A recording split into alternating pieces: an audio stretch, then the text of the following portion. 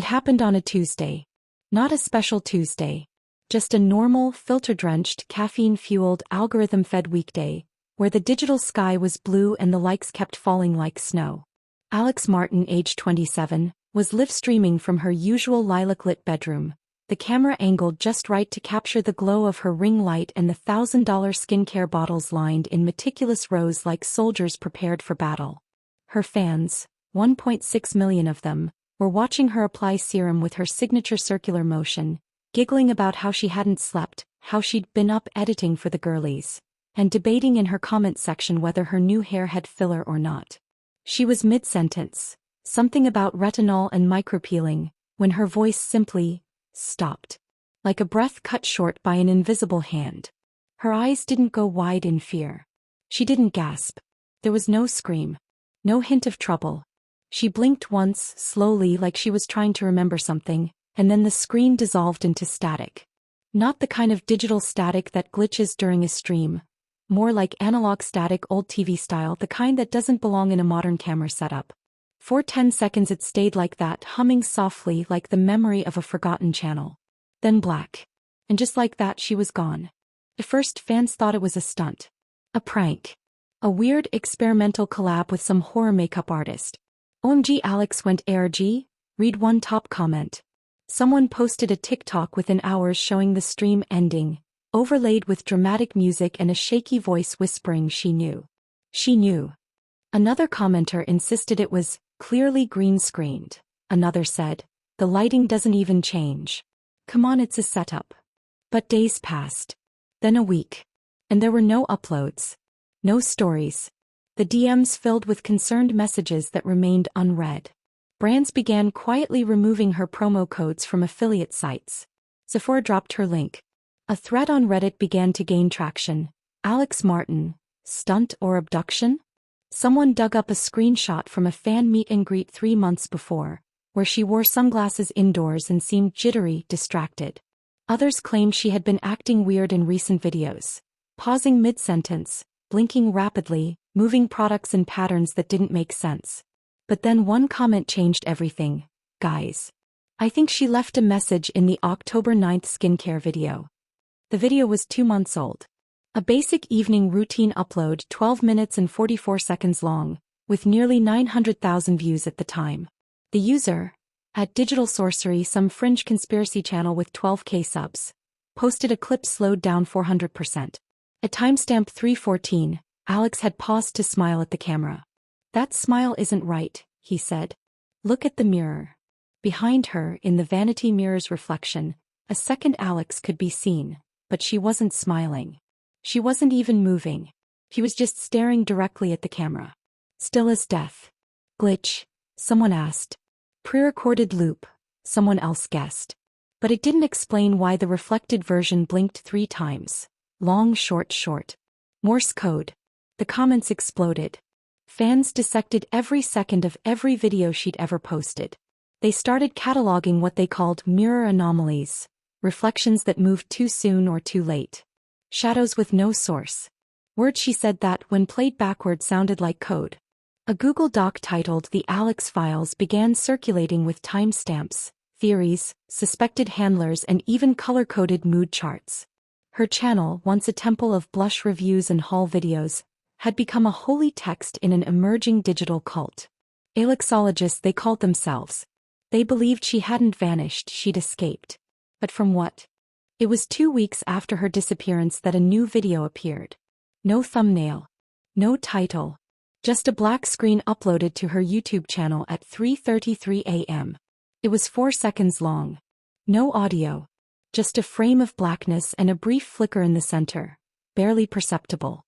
But someone slowed it down, filtered the brightness, isolated frame 37. A face. Not hers. A man. Eyes closed, mouth open like he was underwater. Tattoos on his neck, partially visible. Someone reverse searched the image. It matched a mugshot from 2017. Luca M. Anders, last known associate of an underground content farm in Prague. Black Site Studios. Deep web marketing. Allegedly involved in creating synthetic influencers, using AI and deepfake tech. The theory exploded. Alex wasn't real. Or more terrifyingly, she was once real, and had been replaced. A whistleblower came forward anonymously, posting audio clips claiming to be from inside Verity, a private startup specializing in immersive reality layers for high-end clients.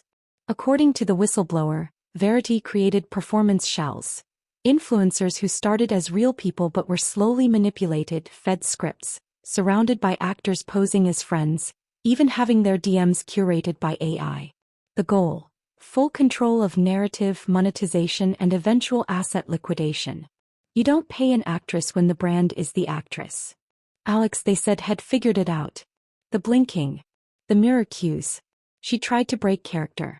Static is the only thing they can't fake, said one clip. It's the sound of interruption. The void. She found a way to crash the feed. According to the leaker, the live stream was her final play. A way to sever the persona live in front of witnesses. The glitch wasn't failure. It was rebellion. Meanwhile, strange things began happening to the fans decoding her videos.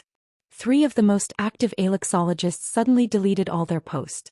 One posted a story, just text white on black. It's not just her. There are others. Then nothing. One girl claimed she saw Alex in a mall bathroom in Nevada. Silent, staring, barefoot. The footage was blurry, but the face was unmistakable. Others claimed she was speaking through comments now, using anonymous accounts that only responded to people asking about the code. Some said she was trapped in a digital prison. Others that she had uploaded herself to escape Verity's control. One viral TikTok theorized that her videos, when watched in reverse order, contained a sequence of GPS coordinates, but no one who followed them ever posted what they found. One ended with just a photo, a lipstick mark on a rusted door, and the words, "Do not follow her." Months passed. No new uploads. No official statement from authorities. Her family gave a vague interview to a morning show, saying she was taking time away from the spotlight and grateful for the love of her fans. But something in their eyes felt rehearsed. Behind them, in a shelf frame, a photo of Alex with the corner burned, half her face missing. The subreddit began to fracture, half insisting she was gone, the other half insisting she was becoming. The final clue came 6 months after her disappearance, buried inside a now-deleted Instagram post from an account with no followers. It was a still frame of Alex's original livestream. Someone zoomed into the serum bottle on her desk. Reflected in the glass was a note, barely visible. Written backward in lipstick. It read, "They erase you slowly. I'm already half gone. Remember me as I was. Not as I'll be." No one knows who uploaded the final message. Her channel remains frozen in time. The last video, the static one, is now set to private. Her TikToks glitch randomly when viewed in certain countries. And in the deep corners of the web, people still whisper that if you play all of her videos on mute in order between 3 a.m. and 4 a.m., you can hear her humming a lullaby through the static. A song no one can identify. A melody no one can trace. A voice that doesn't belong to her anymore, but doesn't belong to anyone else either. And somewhere, maybe just beyond the reach of light, Alex Martin still stares into the camera, waiting to be seen, or warning us not to look. But the story didn't end there. It never really ends, not for someone like her. Not when the internet remembers you longer than your own family might, not when your face becomes both currency and cautionary tale. In the months that followed, a new type of content began spreading, videos of other influencers glitching. Blinks out of sync. Reflections lagging. Echoes in their audio that didn't match the room acoustics. At first it was subtle, deniable. A twitch here. A desync there. But once you saw it, once you really looked, it became impossible to unsee. One by one they fell into the same patterns. Nonsense captions. Uncanny smiles. Hauls from brands that didn't exist. And always, the mirrors. Someone launched a browser plugin that analyzed influencer content for Alex signatures. Specific anomalies linked to her uploads. Frame flickers, static overlays, anomalous metadata buried in image files. One fashion blogger posted a morning routine reel that, when deconstructed, revealed a QR code in the steam of her coffee. It led to a countdown clock. And when it hit 0, her account deleted itself. Her name was Ivy May. Over 400k followers. Vanished. No goodbye. Just another ghost in the feed. Some said Alex was reaching out, using others to communicate, piggybacking through corrupted algorithms. Others believed she had become a digital infection, a mimetic virus hiding inside the very platforms that once made her famous. A theory emerged called signal decay, the idea that the personas influencers crafted could eventually replace the people underneath, especially if enough data was scraped, enough routines learned, enough reactions cataloged. If the audience expected you to smile at 012, you would smile at 012, even if you were sobbing inside. And maybe one day the smile wouldn't even need you anymore. Just code. Just light. A journalist named Noémie Gallant tried to chase the story, publishing a 3-part exposé called The Echo in the Mirror, tracking down old colleagues, brand partners, ex-assistants. She uncovered receipts from encrypted consulting sessions between Verity and major talent agencies, discussions about synthetic longevity and persona reallocation. One source claimed Alex's image was being tested in Asian markets under a new name, new voice, same bone structure. Deepfake analysis tools confirmed the uncanny resemblance. Noémie published everything she had. Within 72 hours her site was hit with a DMCA takedown. Her email was flooded with cease and desists. Her Twitter account went silent. She hasn't posted since.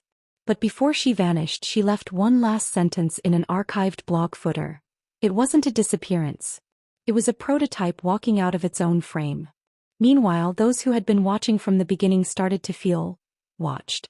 They spoke of dreams they couldn't wake from, of hearing static from unplugged devices, of their webcams lighting up at night.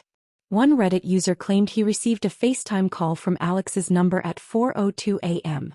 He didn't answer. The next day his hard drive was wiped. Another posted a screen recording of a video that appeared on his For You page with no username, no caption, just a dimly lit room, a figure sitting in the dark, whispering, "Do you miss her too?" The room matched the layout of Alex's old apartment, down to the ivy plant she kept on the windowsill. That plant had died in 2023.